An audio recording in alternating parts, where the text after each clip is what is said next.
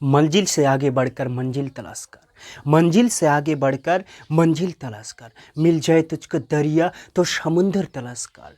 हर शीशा टूट जाता है पत्थर की चोट से, हर शीशा टूट जाता है पत्थर की चोट से, पत्थर ही टूट जाए वो शीशा तलाश कर, पत्थर ही टूट जाए वो शीशा तलाश कर।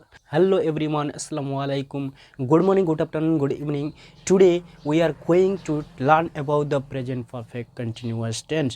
তো বন্ধুরা, প্রেজেন্ট পারফেক্ট কন্টিনিউয়াস টেন্স কাকে বলা হয় আর কিভাবে এর ইউজ করে থাকি আমরা আর কিভাবে এর ইউজ করব আমরা সেটা আমরা ডিটেলসে আজকের ভিডিওতে জানবো।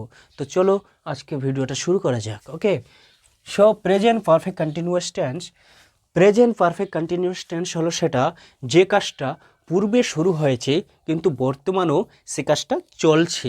মনে করো যে আমি 2 দিন ধরে একটা স্টোরি পড়ছি।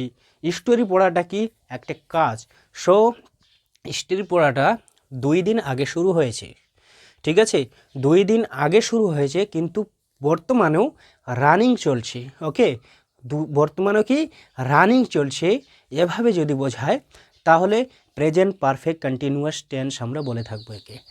ওকে, মনে করো 2 দিন ধরে আমি জ্বরে ভুগছি।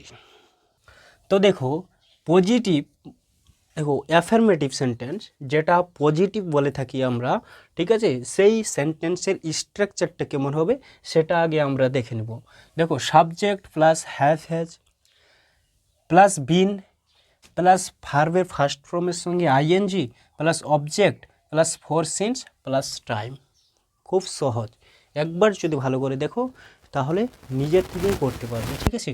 দেখো সাবজেক্ট, তারপর হ্যাভ হ্যাজ আমরা সাবজেক্ট অনুযায়ী ব্যবহার করে থাকি। সাবজেক্ট যদি থার্ড পারসন সিঙ্গুলার নাম্বার হয় তাহলে আমরা হ্যাজ বসাবো, বাকি সব ক্ষেত্রে হ্যাভ বসবে।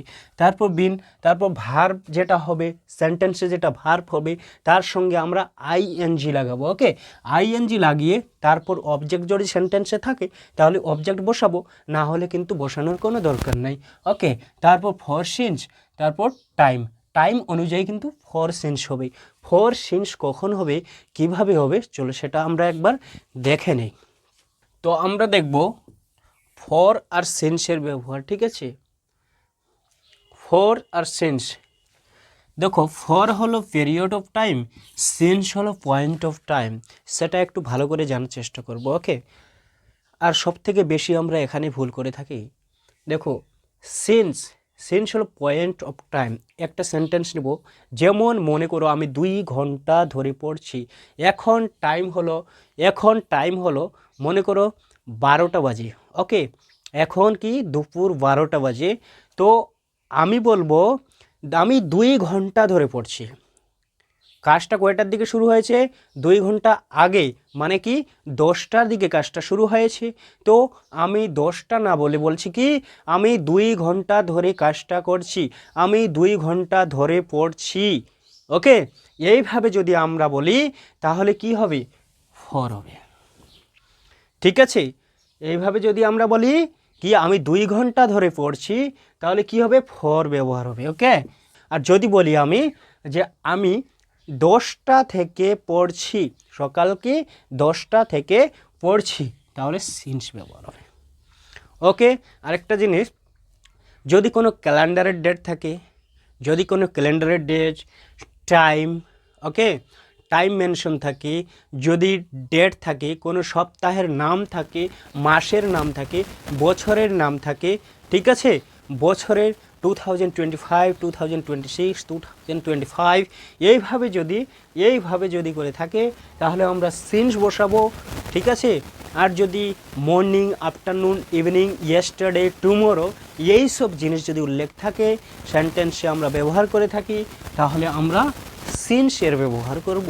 সিন্স লাগিয়ে তারপরে মর্নিং, আফটারনুন, ইভিনিং যেটা থাকবে সেটা আমরা ইউজ করব। ওকে, বোঝা গেল? চলো ঠিক আছে, তাহলে আমরা সেন্টেন্সটা দেখে নিই। দেখো আমি 2 ঘন্টা ধরে পড়ছি, আমি কি করছি, 2 ঘন্টা ধরে পড়ছি, তাহলে কি হবে, আই সাবজেক্ট অনুযায়ী হ্যাজ ব্যবহার হবে। তাহলে আই এর পরে হ্যাভ হয়, আমরা সবাই জানি হ্যাভ। তারপর বিন বিন, তারপর ভার্বের ফার্স্ট ফর্মের সঙ্গে আইএনজি, ভার্বের ফার্স্ট ফর্ম ভার কি এখানে পড়া, ওকে। তাহলে রিডিং রিডিং, তারপর অবজেক্ট এখানে আছে, আমি 2 ঘন্টা ধরে পড়ছি, এখানে অবজেক্ট নাই, ওকে। আর এখানে যদি অবজেক্ট থাকতো স্টোরি বা বই বা অন্য কিছু নভেলস, ঠিক আছে, এরকম যদি থাকতো তাহলে আমরা অবজেক্ট লিখতাম, কিন্তু এখানে অবজেক্ট কোনো নাই, এখানে এই সেন্টেন্স কোনো অবজেক্ট নাই, তার জন্য আমরা অবজেক্ট ব্যবহার করব না। তারপর দেখো আই হ্যাভ বিন রিডিং, কয় ঘন্টা? 2 ঘন্টা। তো 2 ঘন্টার জন্য এখানে কি হবে? ফর হবে, কারণ এখানে পিরিয়ড অফ টাইম বলা হয়েছে, ঠিক আছে। তো ফর 2 আওয়ার্স, ওকে। তাহলে I have been reading for 2 hours, I have been reading for 2 hours, আমি 2 ঘন্টা ধরে পড়ছি, আমি 4 দিন ধরে জ্বরে ভুগতেছি। তো কি হবে? I have been suffering fever for 4 days, ওকে। এইভাবে করে ইউজ করবো। দেখো সে সকাল থেকে কাজ করছে, এখানে কি আছে? সকাল, সকাল দুপুর সন্ধ্যা আমি বললাম একটু আগে, তাহলে কি হবে? সিনসের ব্যবহার হবে। তাহলে কি সে সকাল থেকে কাজ করতেছে, সে সকাল থেকে কাজ করছে, কি হবে? হি বা সি, ওকে। ছেলে হলে হি, মেয়ে হলে সি, ওকে। তো হি হ্যাজ, হ্যাজ কেন আসলো এখানে? কারণ third person singular number he, তার জন্য হ্যাজ আসলো। তারপর been, he has been working, working, he has been working, কখন থেকে? সে সকাল থেকে কাজ করছে, working since in the morning, in the morning,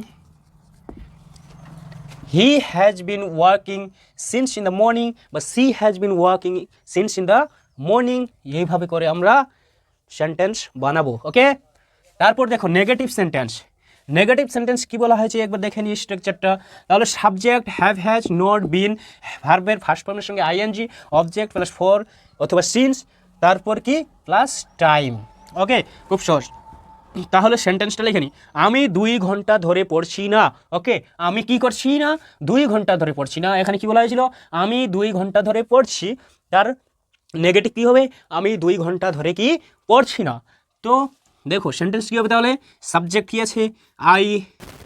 I have not been reading for 2 hours, I have not been reading for 2 hours, আমি 2 ঘন্টা ধরে পড়ছি না, ওকে।